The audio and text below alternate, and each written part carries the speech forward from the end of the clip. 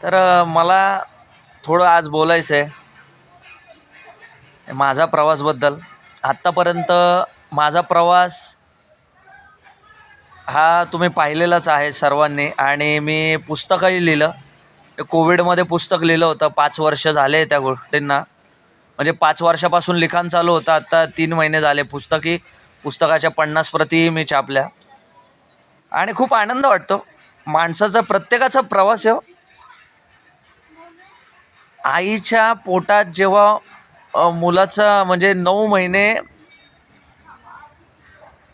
गर्भाची वाढ होत असते आणि 9 महिने झाल्यावरती जेव्हा बाळाचा जन्म होतो तेव्हापासून त्याचा प्रवास चालू होतो.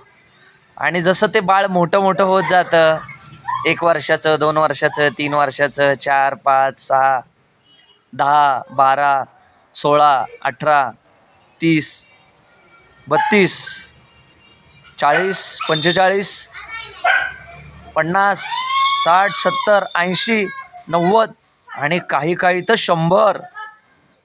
एवढा मोठा प्रवास असतो. प्रत्येकच माणूस 100 गाठतो असं नाही आहे. काही जण 75 गाठतात, काही जण 65 गाठतात, काही जण 50 गाठतात, तर काही 35 आणि 40मध्येच. म्हणून आत्ता तर मी 32च आहे.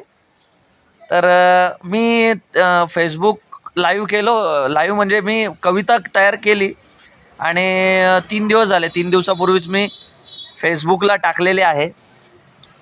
फेसबुक पेज माझं जास्त करून फेसबुक आणि जे 90% काम तर फेसबुकवरती होतं. त्याच्यानंतर व्हॉट्सअप, सेकंड आणि थर्ड इंस्टाग्राम आणि फोर्थ यूट्यूब. तर हा यूट्यूबचा चॅनल आहे माझा प्रवास. तर मी तुम्हाला मी लिहिलेली कविता या लाईव्हच्या माध्यमातून सांगणार आहे.